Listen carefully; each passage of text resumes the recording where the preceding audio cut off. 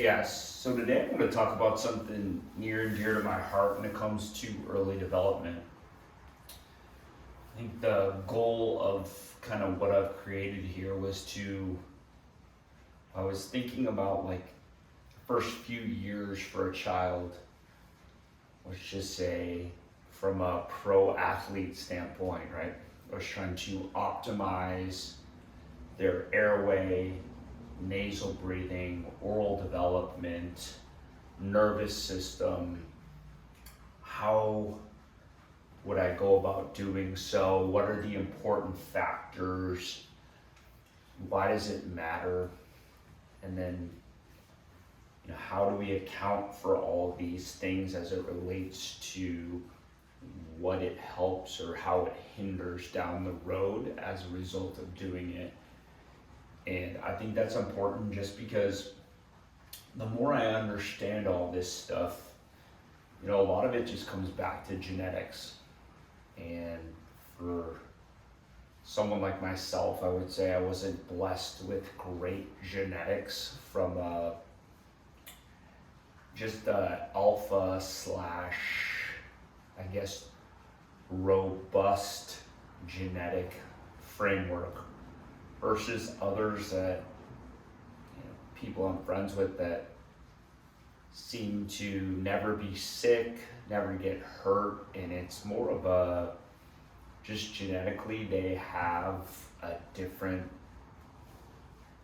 I guess, path coming into this world based on their ancestors, and that really plays an important role in why some people it really matters that they get most things right, whereas other people it doesn't necessarily matter because their genetic code is so strong that it just kind of helps them and they're just predisposed to having things better. Therefore, it's not going to affect them if these windows are missed as much. And that's not to say it's ever a great idea for anyone to not take advantage of things that are going to help them later in life, but what I've learned about all this stuff is that a lot of parents, they're just busy. They're living their lives and this is a new evolving science and there's not enough time and energy to go after all of these things. So my goal with this today is just to bring some awareness and talk about these things. From my own journey, my mom, this is back in 1977, something where I was like, they were telling moms that hey, breastfeeding, we can go bottle fed and the formula is actually better for you. And here are moms that thinking okay, maybe they're adding stuff that I can't give my child that's going to enhance. And these are things that marketing and the world is putting out there and parents don't know. And these are some of the misnomers that kind of are why so many people have issues with breathing and digestion and stuff later in life. And it's important that just talk about some of this stuff so that people can have better awareness, better understanding from how to approach some of these things and why they matter. So I think the number one thing being this, breastfeeding versus bottle feeding. I guess I will start with this. This is in no way meant to shame moms that can't or are choosing not to breastfeed their child. But from teaching your child to nasal breathe optimally, there is nothing better in this world than breastfeeding. Let me talk about why. One of the most important things when it comes to breastfeeding is when the baby puts basically the tongue on the nipple and it presses up against the roof of the mouth, and the baby starts to swallow. What it does is seal the palate. the sealed palate is one of the most important things to start to almost create this internal scaffolding. It's like a cave that sits in your airway and holds things solid. So that cave, what sits above it is going to be our nasal cavity. That's our stomatic gnathic system. That's where we get our sense of balance, everything that's going on in the body. And when I can seal this cave and my internal GPS system sits above it, I'm always taking in good information because that which I rest on is a stable environment. Why is that so important? I think one of the most important things for like a young child is they learn to nasal breathe.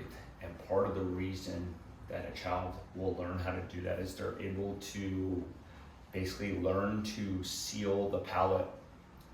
What that means is getting a good lip seal so the lips come together. And then there's basically, if I was to take the roof of the mouth, there's the hard palate and the soft palate.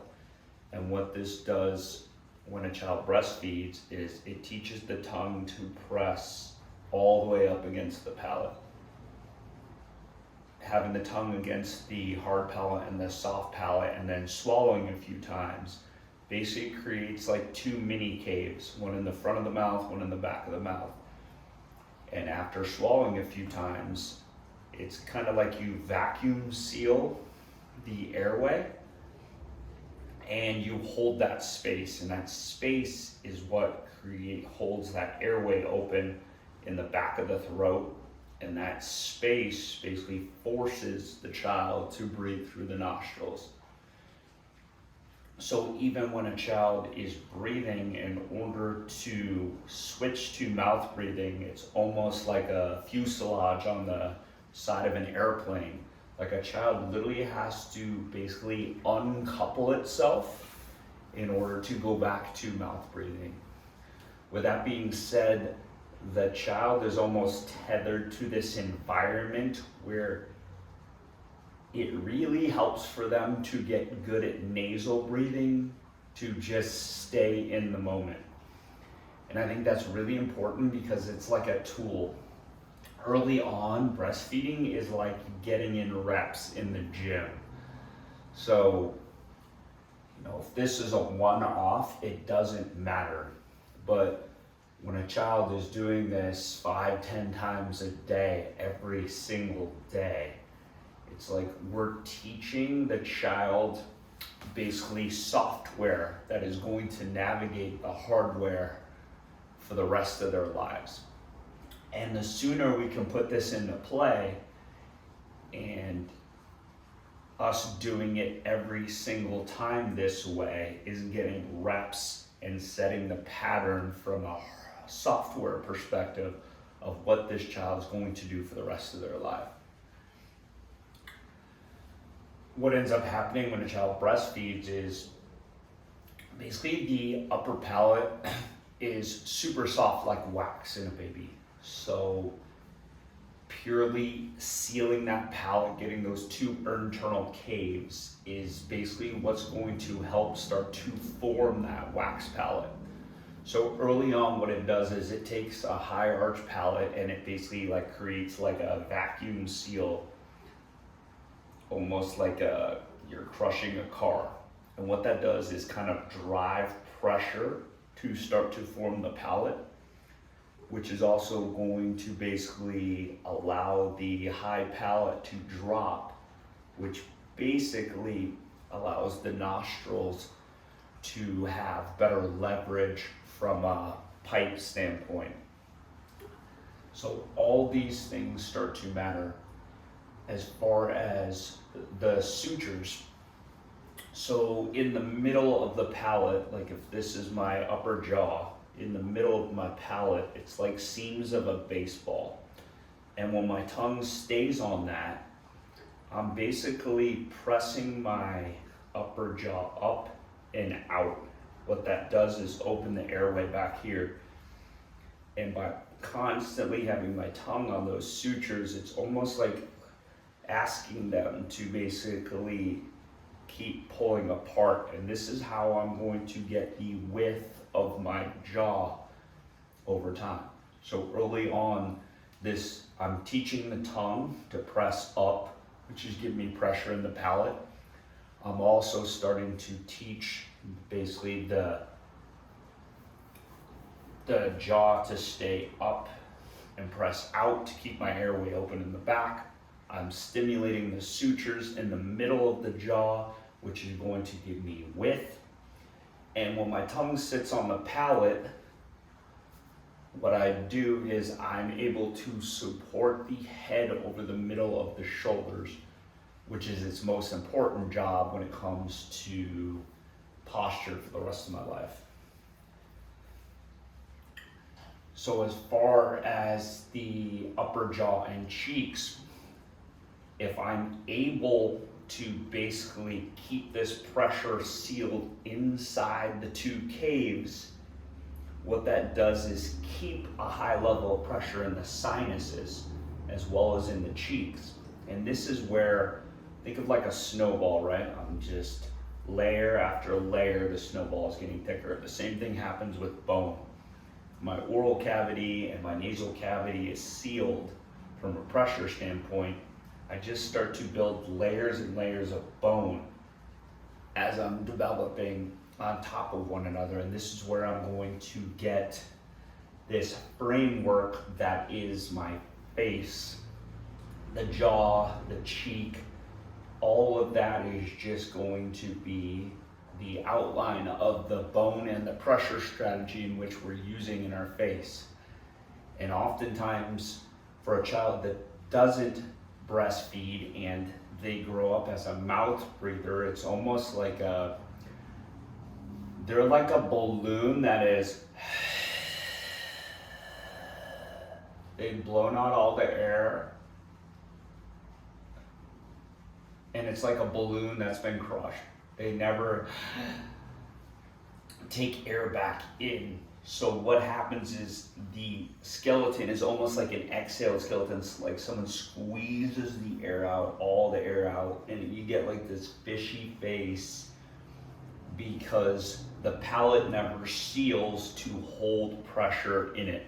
It's like someone pressed everything in, so everything gets smushed in, so it gets long top to bottom like an alien face. This is where we lack the cheeks. At this long face, almost like a melting type face with no bone structure. And this is what tends to happen from a breastfeeding standpoint. Why does this matter so much? When a child bottle feeds, it never has to seal the palate. So although it can breathe out of its nose, it can also breathe out of its mouth. They basically never learn to seal the palate because there isn't the same pressure strategy as when a child's breastfeeding. So oftentimes I can basically gasp for air if I'm bottle feeding and still be taking air into the mouth. So this little thing is huge when it comes to long-term actually sealing the palate. It's been interesting because I can't actually find any literature on, I'm fascinated by the fact that like, how do children that don't ever breastfeed learn to seal their palate? Because like nature created this like perfect training aid called breastfeeding, and it teaches the child all the proper mechanics to allow for better breathing and better long-term health. But I'm fascinated by the fact that like, I don't know if a child starts bottle feeding from birth, like what ends up happening. And the reason I'm so curious about that is just because this was me. So, I mean, I was in the hospital at 2 months old with asthma attacks. I mean, I started from birth with bottle feeding. And I think part of the issue with this that I think a lot of kids have is that, you know, basically breast milk is bioidentical. obviously you've been in your mom's womb. She's the one creating the milk. It's oftentimes the perfect fit for you. Whereas when we bottle feed, there's this foreign factor stuff that like wasn't created from nature itself for you personally, and this is where there can be all kinds of issues with digestion, absorption, you name it. And this is where I'm interested with, if you don't ever seal the palate, the two caves, when I am bottle feeding, I'm curious how some kids still get it right and why versus many kids that don't. And it's interesting because it's like there's nothing really else that teaches the fundamentals of sealing the palate outside of this for a young child. And it's like this weird, like we inherently do it because we breathe through our nose, but it's like if we were bottle fed, we don't really train it. And then this is where I'm interested as to how much more is someone predisposed to mouth breathing as a result, because they haven't done this training early on, they haven't learned the pressure strategy, they haven't gotten in all these reps. Therefore, they're just, I guess, lacking in the skills to be able to do what nature intended for us to do. And like through some of the surveys I've done and stuff like that, I'm super interested because there's women I've actually talked to that weren't breastfed, they were bottle fed, they have never been mouth breathers, and they have 40 millimeter jaws, which is like super fascinating. You know, the one thing I've seen for a lot of people that are bottle fed is they tend to be, from all the people that I've seen through the research and questionnaires I've done, they tend to be more mouth breathers than someone that was breastfed. But statistically, I don't know what those numbers are. And to me, it's one of those things where it's not these are the numbers. It's more, I'm just like super fascinated and interested in like the genetic side of this stuff. But basically, because the child doesn't actually learn to seal the palate, because they don't have to vacuum seal the cavity, because they can keep their mouth open as they're bottle feeding the whole time. Basically, they get the excessive inward forces of the lips and cheeks because they never seal off everything. So like I said, like a balloon that basically everything spills out, it's kind of like one of those things where there's never this, I have to seal everything and have really good pressure inside my entire skeleton. And it's interesting because if I have something that sits up against the palate with my tongue and it's not bioidentical like skin or a nipple, there's going to be a difference in sensory for the tip of my tongue on like a nipple versus on something that's going to be like an artificial teat. And this too is a thing when we think about like from a sensory perspective, it's kind of like one of those things where it's like, if I was learning to do handwriting versus if you put a mitten on me and then made me learn, it's like the feel and the sensory side is so important for development as well. So having something artificial oftentimes changes the dynamics of how things are done. And this is where, you know, just even here for proper molding of the palate, if I can't get the palate to seal, how am I really getting that condense How am I getting the palate to drop in the same way if the pressure strategy isn't the same? And I think that's one thing, you know, even just reading in the research between the first 6 months for a child purely breastfeeding versus a child alternating between breastfeeding and bottle feeding basically protects the child for just malocclusion down the road. And like, even though they're still using basically the mom's milk, it doesn't matter, because it's kind of one of those things where it's important from just a patterning standpoint and getting good reps in from a breastfeeding versus going to a bottle fed situation.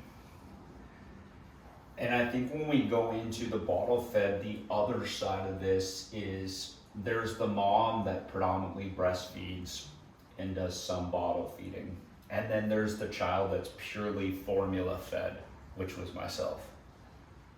Because I feel like the one-off tends to be maybe the mom that does predominantly this, or maybe it's like an 80-20 early on, and then maybe the mom starts to go back to work, and you know, maybe it switches to a 50-50 from a breastfeeding bottle feeding, because I think moms are aware and they're starting to breastfeed longer, but that doesn't mean that they're not bringing the bottle feeding in too. But then when you look at the formula feeding, that's like a whole different thing, because I think this is where you have stuff, especially from a digestion standpoint, where kids oftentimes just indigestion, you know, stuff that arises with kids that are like a very colicky.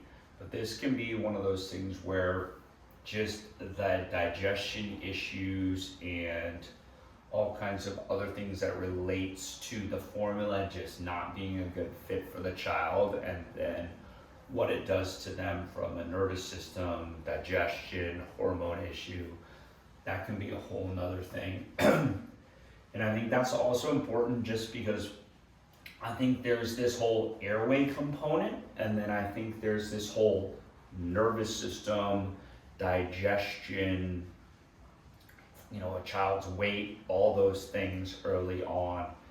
And that's a big thing, because if a kid has indigestion or a child has issues with formula, it's like, is that affecting their sleep? If they're not sleeping as well and they can't digest, like, what is this doing from a development standpoint? And that's completely separate from an airway standpoint. But I think that's important, because it all matters at the end of the day, and we can't sit there and say, oh, this is good for this is good for this. It's kind of, it's so intermingled, it's hard to tell. But I think it's just realizing that it all does matter when it comes to this. From the literature, I think one of the most important things too is it just talks about like breastfeeding trains all the muscles of the face, jaw, teaching oral posture, you name it. There's nothing better. But for the first, let's just say, few years of life, there's nothing better.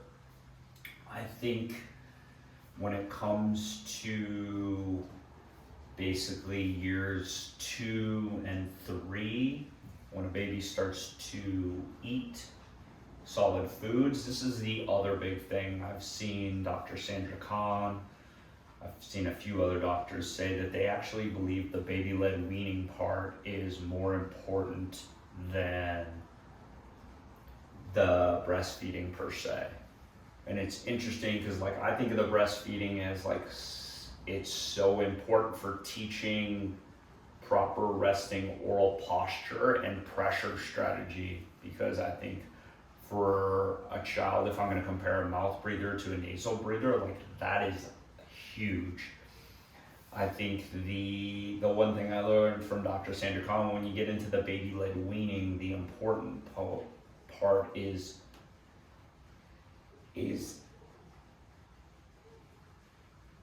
the foods that we're eating really stimulate the muscles of the jaw, and if it gets enough work, it sustains the right posture and pressure strategies necessary for a child to keep their airway open.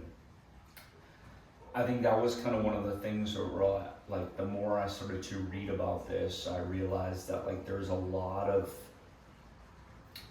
I think people think that, like, we're eating softer foods, like this is why we're not stimulating.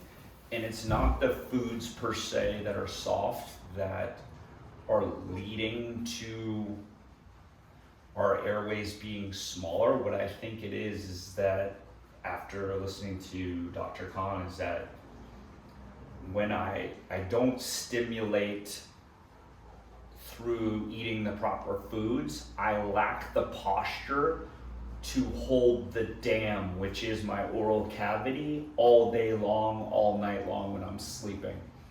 It's like if I'm not running the minimum amount of miles a day, how am I supposed to run a marathon every single night? I don't have the endurance.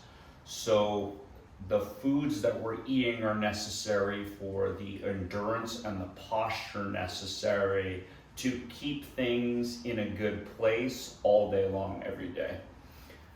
I think the other side of the soft foods is oftentimes the nutrient inequality in some of these foods that we're eating.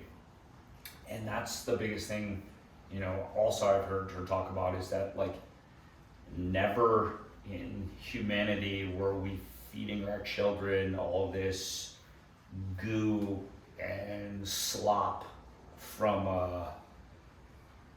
you name it, yogurts, juices, all this stuff. And I think that's really important because, you know, I've heard Dr. Courtney Donka in Chicago, like, talk about, like, what she did for her daughter, or Dr. Felix Lau, you know, when they're talking about, like, green smoothies and really having their kids chew on vegetables, bone broth, you know, doing organic beef sticks, all this stuff. And the thing that, you know, they talk about is that as long as it's not basically irritating the gums, the more you can stimulate your child to be chewing, trying all these foods, and constantly just be working the muscles of the tongue, jaw, face, the better you're going to prepare your child. Because I think there's also this, just even generationally, I look at, like, my generation, I'm 46, and my dad, my mom, they're 75.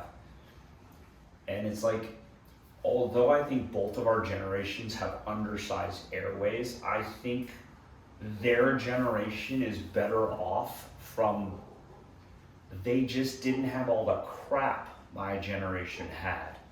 So let's just say we're both undersized, but it's like my dad and my mom didn't have freaking Red Bull. They didn't do fast food.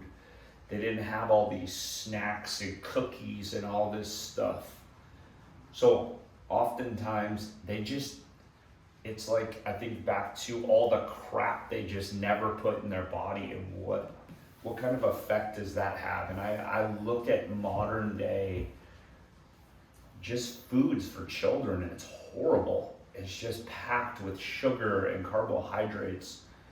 And I think there's something to be said about, your child doesn't know any better. Like, if you don't have it in the house and you've never given it to them, how would they even know it exists? They don't know what they're not getting, and that's so important. But I think from, you know, going back to nutrients, that's very important, I think, as far as, you know, a child being able to basically just be stimulated from a young age and having to constantly be chewing, gnawing, exploring.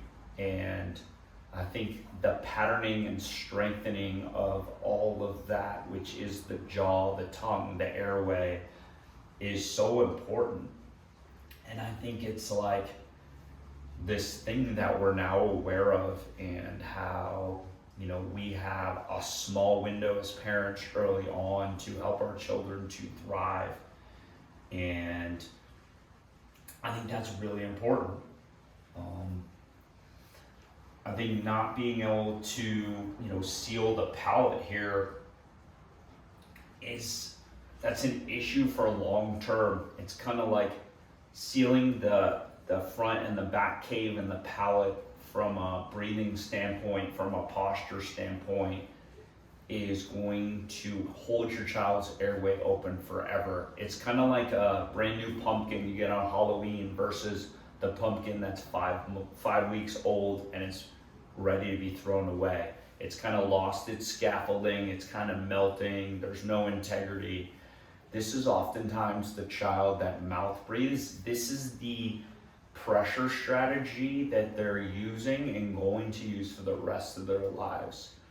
And I think there's the breathing side of that, and then I think there's the sensory basically aspect to that, because when your child's airway isn't held solid in the stomatic system, which registers all the sensory information, doesn't have a good base of support, it tends to have issues taking in sensory for the rest of its life as well, because without the tongue on the palate, we're getting it wrong. Where we think we are in space, what we think we're seeing, all these things are thrown off because our airway isn't the way it needs to be. And then I think the third part of this is going to be the postural aspect. I look at all these people with chronic back pain, neck pain. When your tongue can't support the weight of the head, aka the bowling ball that sits on your shoulders for the rest of your life, what ends up happening is posturally, I basically have to do this balancing act, my ribs, my pelvis, to account for this 10-pound bowling ball that I can't get rid of on top of my shoulders for the rest of my life. And what ends up happening is I end up moving my pelvis and my ribs to accommodate that for the rest of my life. And when these get thrown off, it changes my respiration. So not only am I changing how I breathe because I can't keep my tongue on the roof of the mouth and I'm a mouth breather, but then when I actually lose the ribs and the pelvis working together as a postural strategy I have to use to basically manage the head above me, and I lose mechanical advantage of my breathing strategies because of what's going on with my ribs and pelvis, that's like a double whammy. I've lost access to my diaphragm because I can't keep my ribs and pelvis over top of one another because I can't support the weight of my head with my tongue. So now I've got a poor airway that doesn't really work well because I don't breathe through my nose, and then I also have lost access to my diaphragm. And we wonder why chronic health is an issue in this world. It's kind of one of those things where if we are not setting the trajectory of this early on, and then later in life my tongue can't sit on the roof of my mouth, I can't physically fit my tongue in my mouth. It's going to sit low. So if I am not stimulating this early on to give myself enough of an advantage to ensure that my tongue stays up on the roof of my mouth and I get enough development and growth early on, later in life I'm stuck in this situation where I can't physically fit my tongue in the roof of my mouth even if I want to, and now I'm left like myself getting 2 palate expansions over the age of 40 years old, so I have a chance at nasal breathing again. And that's so important. And I just feel like these are all things that it just gets harder and harder the older your child gets to go back and undo versus just getting it really right early on. And I think this is huge. I think the one other thing I wanted to talk about, I guess, is the sensory perspective. You know, something that I've read a lot about lately is when we don't hold the right pressure strategy, oftentimes what happens is the TMJ joints basically get thrown off. And then what can tend to happen is the trigeminal nerve that sits right next to the TMJ joints basically is our most pain sensitive nerve in our entire body. And this is where it can create a lot of basically pain issues with nervous system dysregulation. And it really makes me think about like the pacifier use or thumb sucking, because I think we've been told that like, hey, you know, whatever you do, don't give your kid a pacifier, don't let them suck their thumb. If anything, just make sure you get rid of it by 6 months. But part of me has really just been doing some research, and no one really talks about this, but is like, what if the child is using the thumb or the pacifier to help stabilize the upper and lower jaw because the pressure strategy isn't that which it needs to be. And I think this is really important because what I've seen through the research is this is a lot of older people too that have serious neck pain, jaw pain, TMJ issues. And oftentimes it's because if our jaw isn't big enough and I can't get my mandible to basically come out because I have enough space, it tends to be trapped back, which basically throws off the pressure strategy of my joints and my TMJ. When that happens, I lack proper balance between the front of the joint and the back of the joint, and like I said, that now sits next to the most sensitive pain nerve in the body. So when you've got a young child that can't communicate this because they're not even talking yet, at what point is this a soothing strategy because they're having issues from a jaw standpoint? No one talks about this, so I'm just putting this out there.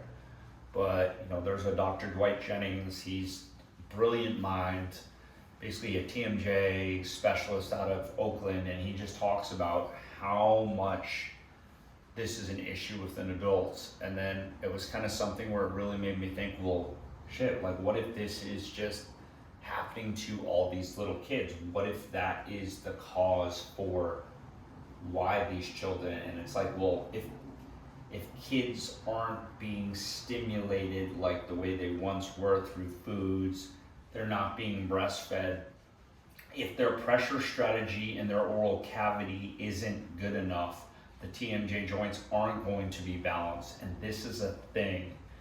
And I would say probably the local doctor probably isn't going to talk about this. The reason I understand this is from spending 25 years in sports performance and understanding what that does to a joint and the muscles surrounding it as it relates to a pitcher's arm or pro golfer's low back.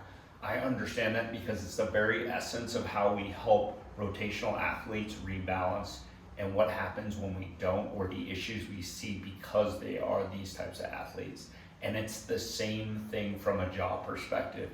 If the joint is not balanced, which most people aren't because they have a hard time keeping the tongue on the roof of the mouth because they have high nasal resistance, then the joints get thrown off and we pay the price. And oftentimes I think pacifier use, thumb sucking use is probably a strategy used by children to soothe. Their reptilian brain says like, I don't care what we gotta do, but like, let's keep this from freaking being aggravated. And when I put a pacifier in my mouth or my thumb, it's like I get this isometric contraction where my upper and lower jaw now aren't rattling around, creating this nerve here that needs stability. It provides protection for that. So the minute this basically down electrical power line, my trigeminal nerve, has some stability next to it, it's probably really soothing for a child that can't communicate that they have issues. And I'm not saying that's the only reason why, but I think this is something we should really consider. I I think the other thing is going to be for our children is protect nasal resistance at all costs. What do I mean by that? I think there's this whole airway development that we can do as much as possible to get the system to thrive. And then I think there's the part of protecting that which we built that the child can't protect themselves from. Food allergies, I think, mold in the house, pet animal dander. I would say basically anything from paint or things in a child's room that they could possibly be allergic to. Things in the backyard your children are playing with. I think a child can't protect themselves from this, and I think parents being on the lookout all the time to ensure that little Jimmy or Sally doesn't have a stuffy nose, or they're not all of a sudden switching to mouth breathing, and if so, why? Because the hardest thing to teach a child is to have them unlearn a bad habit. And so it's one thing, kid has a stuffy nose for a few days, but if there's something where this persists for weeks at a time, this often creates the perfect storm for your child to want to switch to mouth breathing. And that can be during sleep, during the day, but there can be this shift where I'm shifting from software A to software B, and then my child wants to stay with software B, being mouth breathing, and it can be really hard to get them back.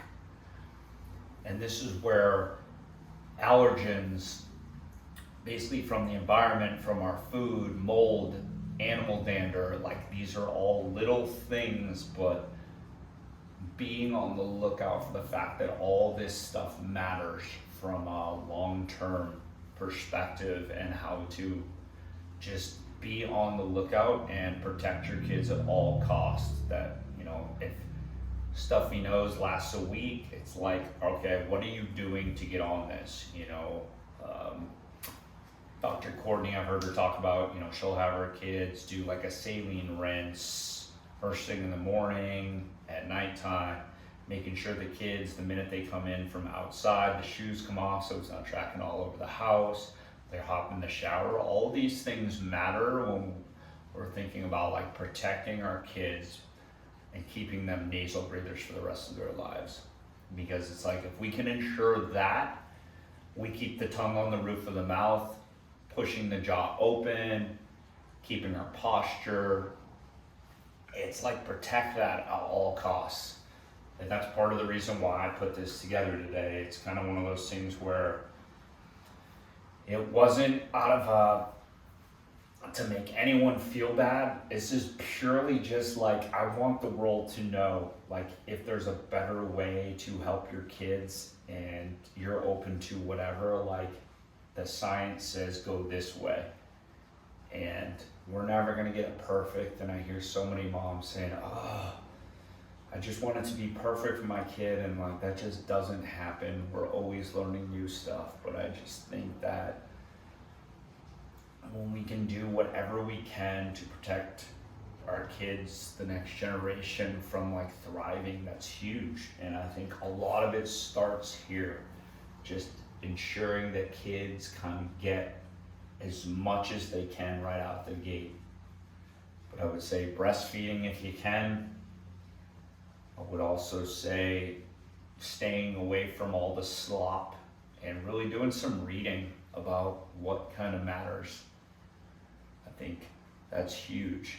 Some books on baby-led weaning I think are really important. And then I think, the third component is just really protect the nasal breathing at all costs. A good allergy doc, if there's issues there, doing some food testing for your kids, but just whatever it takes. I've spent so many years of my life now trying to get my health back, and at 46 years old, it's like, if all this stuff was just done, how much of this just never would have even been a part of my life. And if I can just help one kid, one mom, like that's what this is all about. So hopefully you guys got something out of this today. Feel free if you want, reach out, shoot me a DM.